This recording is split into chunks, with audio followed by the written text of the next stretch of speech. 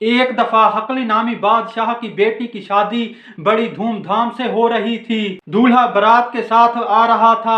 अचानक दूल्हे के घोड़े की टांग फिसली और घोड़ा गिर पड़ा।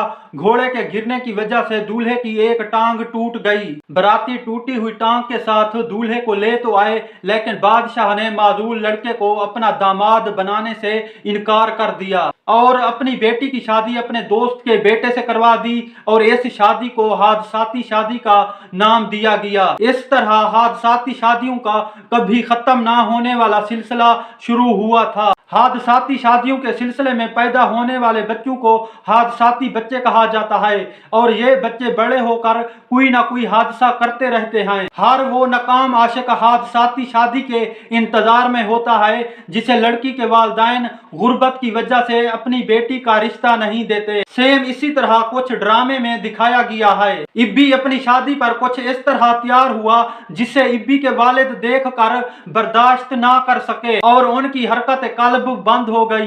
इसलिए दूल्हा बारात को शादी हाल में ले जाने की बजाय हॉस्पिटल ले गया। हॉस्पिटल जाने पर पता चला दूल्हे का बाप दूल्हे को देखकर सदमा बर्दाश्त ना करने की वजह से इंतहाई नाजुक सूरत हाल में है। इधर ब्लैक नूडल्स वाली आंटी बजाय इसके अपने सर पर दुपट्टा लेती और अपने बीमार घर वाले के लिए दुआएं करती, उसने उल्टा इब्बी को जलील करना शुरू कर दिया और ब्लैक नूडल्स वाली आंटी इब्बी से कहती है, देख लिया है ना गरीबों में शादी करने का नतीजा, कोई माने या ना माने, मगर मुझे यकीन है मीरू को इन दो आंटियों की नजर लगी है। यह आंटियां मीरू को देखकर एक दूसरे के कान में कह रही थी, मीरू कितनी खुश नसीब है और मीरू ने कितने मोटे मुर्गे को ज़ब्ह कर लिया है। अच्छा, हर शादी में कुछ ऐसे रिश्तेदार मौजूद होते हैं जिनकी नजर फौरन लग जाती है। कभी दूल्हे की मां को अटैक हो जाता है तो कभी दुल्हन के लाल जोड़े को चूहे काट लेते हैं। चलो खैर, दुल्हन के घर वाले बारात लेट होने की वजह से ऐसे परेशान होते हैं जैसे रोजेदार 2 मिनट अजान लेट हो जाने की वजह से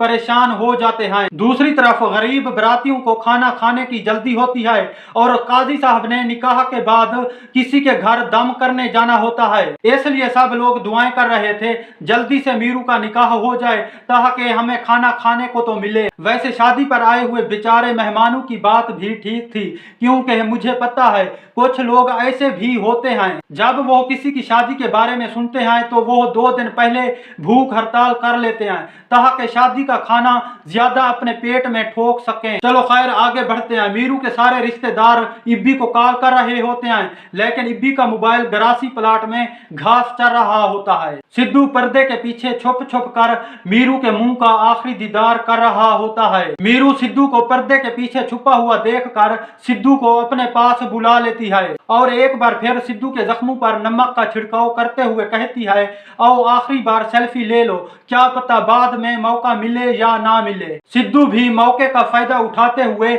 मुंह टेढ़ा करके इब्बी की दुल्हन के साथ सेल्फी ले लेता है। वैसे आपस की बात है, सिद्धू ने दूल्हे की तरह तैयारी फुल की हुई थी, बस शेरवानी और दुल्हन की कमी थी। दूसरी तरफ अज्जू साहब और रफिया बेगम बरातियों से मोबाइल मांग मांग कर ब्लैक नूडल्स वाली आंटी को कॉल कर रहे थे, लेकिन ब्लैक नूडल्स वाली आंटी हर नंबर को ऐसे इग्नोर कर रही थी जैसे अपने खूबसूरत बालों में कंघी करना इग्नोर करती है। और आखिरकार ब्लैक नूडल्स वाली आंटी आमना खाला का नंबर अटेंड कर लेती है और अज्जू साहब को ऐसी ऐसी बातें सुनाती है जिससे सुनकर एक लड़की के बाप का दिल भी फट जाए। खैर, ये है और बात है, हमारे अज्जू साहब को कुछ भी नहीं हुआ। वैसे अगर यहाँ भी छोटा मोटा अटैक दिखा देते तो ड्रामे में थोड़ा और ग्लैमर आ जाता। रफिया बेगम अपने शोहर की इतनी बेइज्जती करवाने के बाद भी अज्जू साहब से बड़े आराम से कहती है, नहीं नहीं ऐसा नहीं हो सकता, आपको कोई गलत फहमी हुई होगी। वैसे रफिया आंटी पर मुझे बड़ा तरस आया है, पहले इसकी अपनी शादी अमीर खानदान में नहीं हो सकी थी, अब इसकी बेटी की शादी भी अमीर लोगों में नहीं हो सकी। खैर, रफिया आंटी को मेरा मशवरा है अभी अपना दिल छोटा ना करे, हो सकता है इसकी नवासी की शादी किसी अमीर घराने में हो जाए और इस तरह इसे अमीर लोगों के दरमियान बैठने का मौका मिल जाए। इब्बी तो बारात लेकर ना पहुंच सका, लेकिन सिद्धू को वन्नी बनाकर कुर्बानी के तौर पर दुल्हन के सामने पेश कर दिया जाता है। सिद्धू ने ऑलरेडी दूल्हे की तरह तैयारी की हुई थी, बस शेरवानी और दुल्हन की कमी थी। खुदा ने सिद्धू की यह कमी भी दूर कर दी और इस तरह मीरू और सिद्धू की हादसाती शादी हो जाती है। मीरू जितना अपनी किस्मत से भागती रही, लेकिन फिर भी किस्मत का डंडा सीधा मीरू के सर में जाकर लगा। आई होप आपको ये वीडियो अच्छी लगी होगी। अगर ये वीडियो आपको अच्छी लगी है तो मेरी वीडियो को लाइक कर दें और मेरे चैनल को सब्सक्राइब कर दें। I see you soon with a new video. Bye.